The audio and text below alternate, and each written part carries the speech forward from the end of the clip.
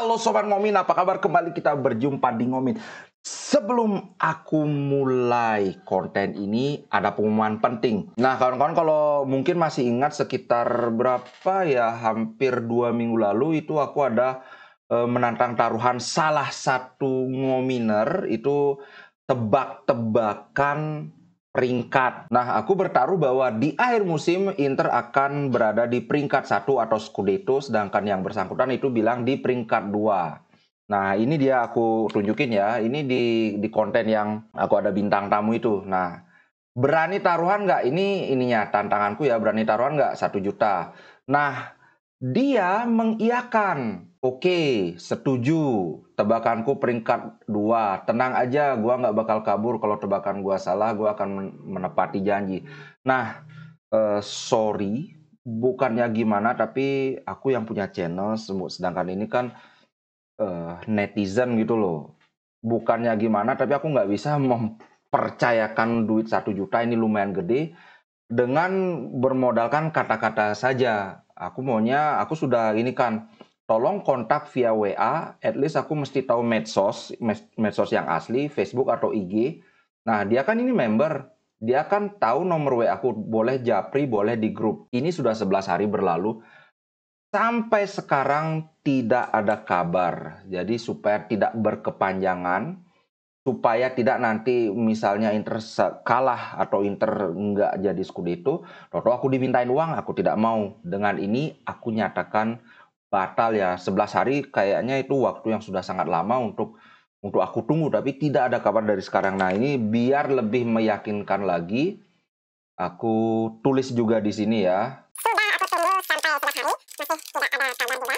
Dengan ini aku nyatakan batal. Ini sudah aku ketik juga ya. Jadi ya sudah tidak bisa diributkan lagi. Nanti kalau ternyata Inter Scudetto aku nggak akan nagih. Kalau Inter juga misalnya dia bener Inter peringkat 2 juga tidak bisa ditagih. Oke? Clear. Alright, nggak usah drama-dramaan. Langsung saja kita masuk ke materi inti. Wih, gila, udah kayak seminar aja. Materi inti. Nah, ini aku mau bahas, ada berita menarik tentang kelanjutan dari skandal judinya itu si Tonali. Nah, kemarin itu kan dituduh bahwa oleh Fagioli bahwa apps judi ini diperkenalkan oleh Tonali. Tapi Tonali dia membantah, katanya nggak benar. Nah, ini sekedar ini aja dramanya. Kalau Fagioli sih aku bukannya gimana, aku lumayan respect sama Tonali. Sebelumnya kan dia main di Milan, tapi dia ini adalah menurutku salah satu pemain Milan yang bagus, di timnas juga dia bagus. Ini kayaknya sih Fagioli yang aneh-aneh. Dia yang cepu, dia juga ya.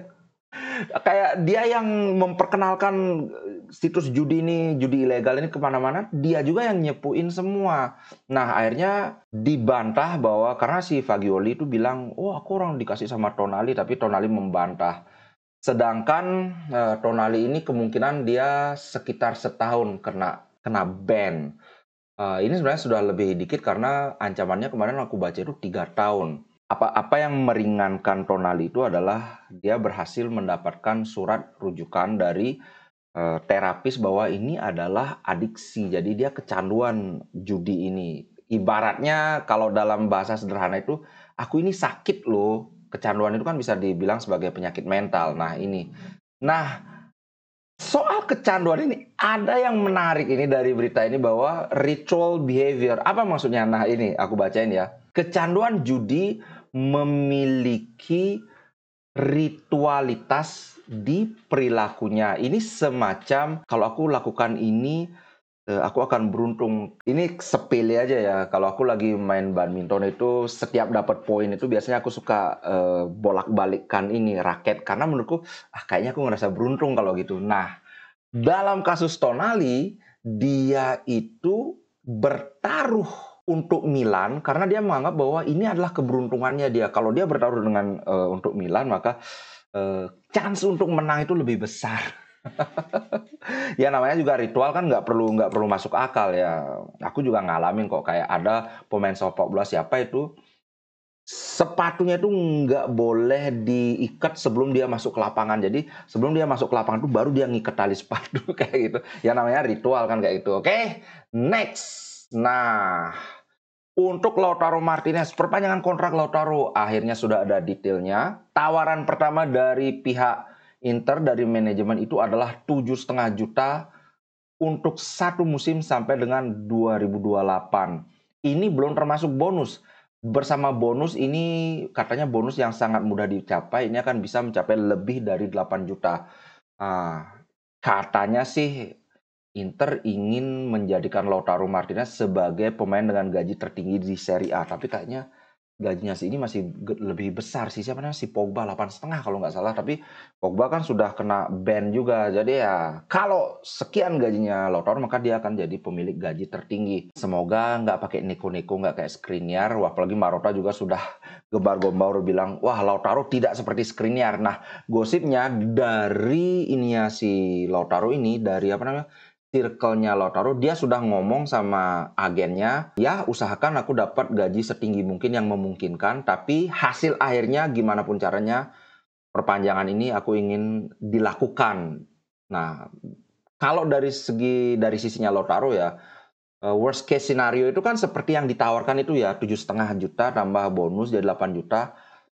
Secara prinsip dia udah oke dengan gaji segitu, cuman ya cobalah dimintain lebih tinggi lagi, dan menurutku ini sangat layak dengan penampilan Lautaro yang walaupun tidak ngegol tapi kontribusi dia sangat maksimal, apalagi dengan pakai ban kapten, nggak masalah sih menurutku, tapi kita lihat aja. Nah, kemudian masih tentang judi ini, harusnya tadi aja sekalian aku ngomongkan. Kalau kawan-kawan tahu, salah satu orang yang gembar-gembor soal judi ini namanya Fabrizio Corona. Ini adalah jurnalis, tapi dia lebih banyak berkecimpung di kolom gosip, di koran gosip. Dia itu memberikan nama banyak pemain yang menurut dia terlibat. Nah, salah satu pemain yang dituduh oleh dia itu sekarang akan menuntut, namanya Casale, ini defendernya Lazio. Pokoknya dia membantah tuduhan itu. Nah, selain Casale ini ada juga Nicola Zalewski dari Roma, dia juga membantah dan katanya siap untuk melakukan tuntutan. Kemudian ada juga mantan pemain Inter itu Esposito juga membantah. Wah, ini dramanya kenceng ini. Nah, di sini juga yang muncul nama Barella dan Fratesi itu. Tapi kalau dari Barella dan Fratesi sih sampai saat ini belum ada respon karena kan baru saja selesai main di timnas ya. Tapi kayaknya ini bakalan dramanya lumayan panjang karena enak aja dia nuduh kesana kemari gitu kan.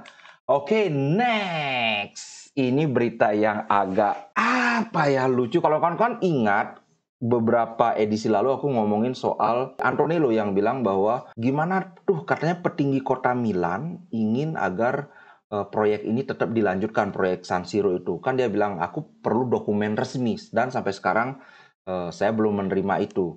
Nah, kemudian ada juga harapan bahwa ternyata dari pihak Milan itu inginnya agar ini direnovasi saja, sedangkan si Antonello bilang no, dari awal kami tidak ada rencana untuk merenovasi San Siro. Kami itu inginnya ini diratakan dengan tanah, kemudian dibangun ulang. Nah, ternyata kenapa mereka ngotot ingin agar itu direnovasi aja? Ini Superintendents dari kota Milano itu telah memberlakukan ini sejak tahun 2019 ya, atau tahun berapa, telah memberlakukan restriction yang tidak memungkinkan diadakan ini pemugaran yang total, kayak diruntuhkan dulu itu udah nggak bisa. Nah, akhirnya ya udah Milan cabut, Inter juga cabut. Nah, sekarang ini tampaknya kayak affair politik yang gimana. Ada pihak dari Municipality Milan ini berusaha agar restriction-nya yang nggak boleh diruntuhkan itu biar dicabut. Sedangkan Milan itu kan sudah dapat tempat di mana, aku lupa namanya, di San apa. Sedangkan Inter sudah dapat di Rossano. Sudah, bahkan Inter sudah ngasih ini blueprint-nya gimana nanti itu akan ada segala macam lah, integrated, ada mall, ada penginapan dan sebagainya.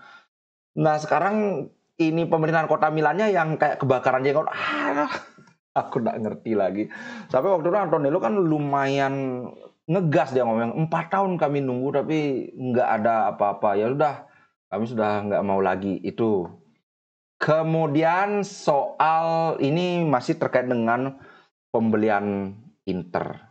Penjualan Inter lah, sorry.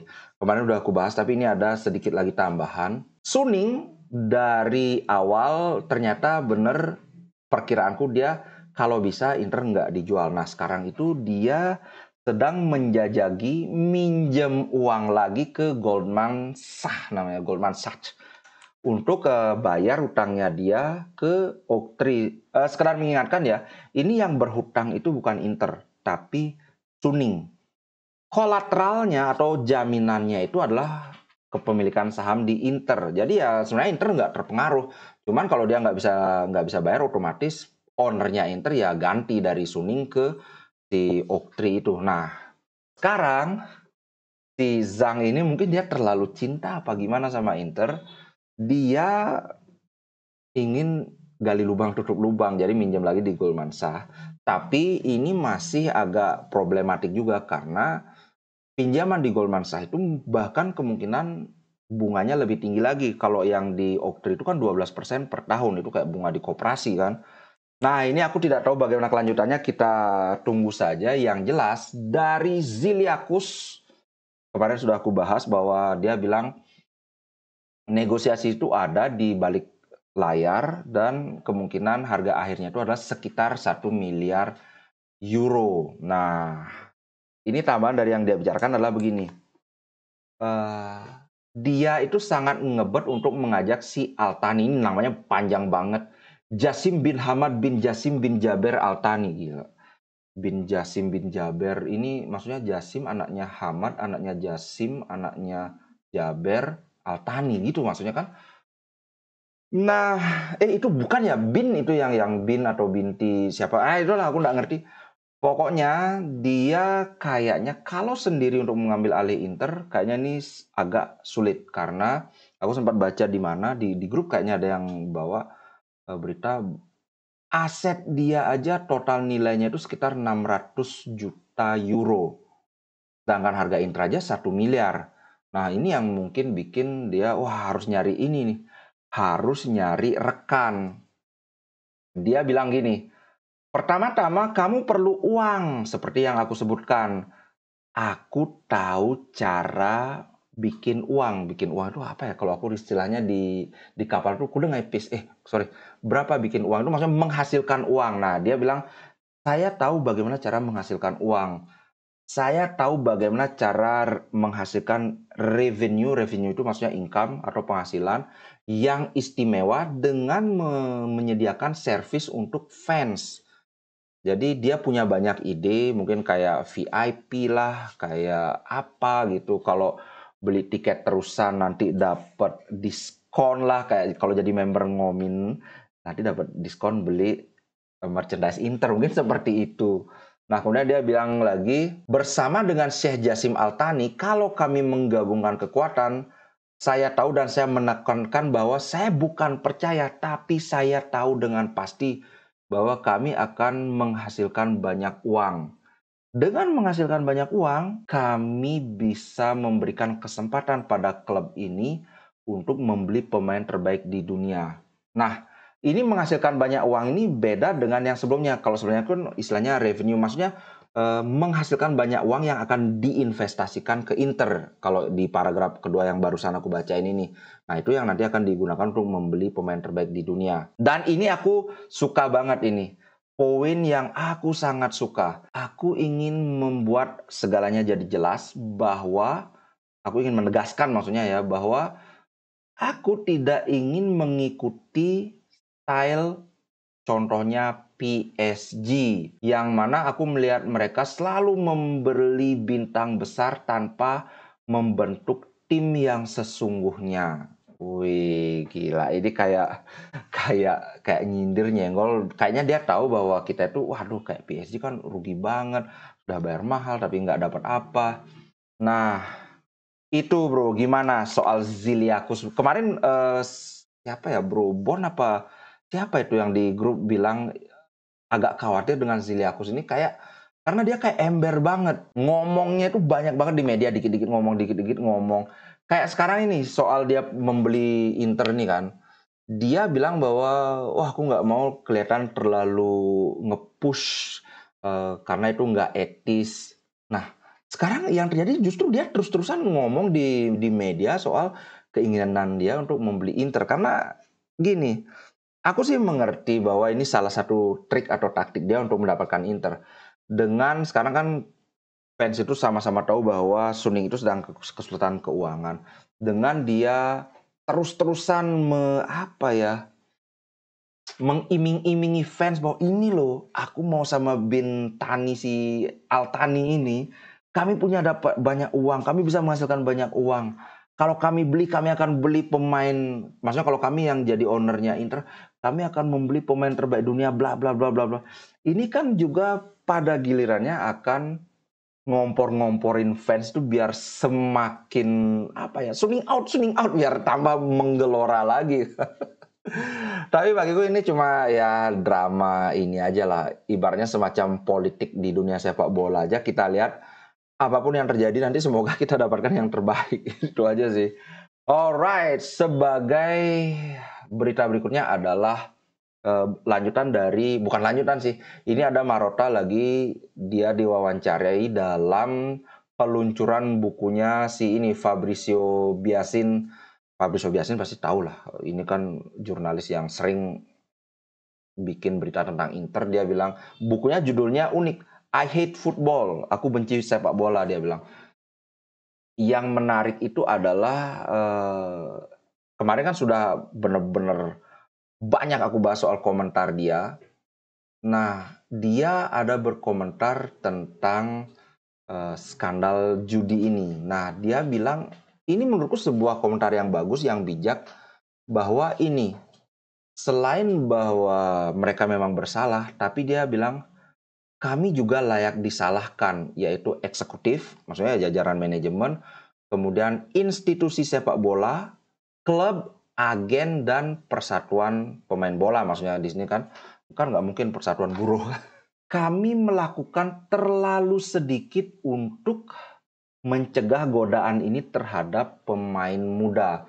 Mungkin seharusnya kami memiliki semacam tes masuk di company manapun itu ada tes semacam ini untuk dalam interview. Tapi kita tidak punya tes semacam ini di sepak bola. Hanya ketika kamu sudah mengontrak pemain itu, baru kamu menyadari ada aspek negatif dan masalah yang potensial muncul di kemudian hari. Contohnya ya kayak gini, ternyata ada yang kecanduan judi, kemudian kayak Greenwood yang ternyata dia melakukan kekerasan dan sebagainya. Nah, menurutku ini sebuah hal yang bagus ya. Mungkin sudah saatnya mereka itu duduk bersama, gimana nih caranya untuk mencegah. Karena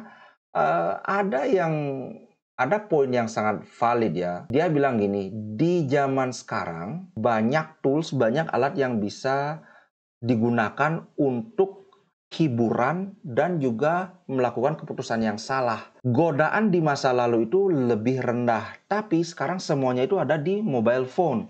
Kan benar ada apps, ada untuk kencan, untuk judi, ada yang ilegal, ada yang legal. Nah, semua itu jadi satu di smartphone itu, sedangkan klub kan tidak mungkin get rid of the smartphone untuk melarang pemain itu pakai smartphone itu kan nggak mungkin. Nah, inilah yang dimaksud, mungkin sudah saatnya antara institusi, eksekutif, dan sebagainya. Intinya stakeholders itu semua duduk bersama, karena kayak ini yang dirugikan itu kan bukan cuma si pemain sendiri, tapi klub juga dirugikan karena mereka beli, kayak Newcastle mereka beli mahal-mahal, kemudian nggak bisa dipakai pemainnya, kemudian timnas Italia juga dirugikan kan, karena ya si Tonali kan harus dipulangkan dari timnas.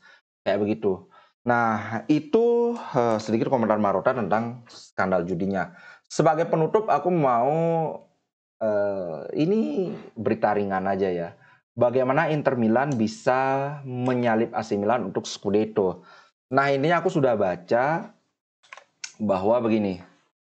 Biasanya, sekali lagi biasanya ya, bukan selalu, siapa yang lebih sering menang di antara rival itu yang akan ada lebih di atas. Contohnya, ketika Inter mendapat Scudetto musim berapa itu? 2019-2020 apa? Aku lupa persisnya. Itu kita menang 3-0 lawan AC Milan.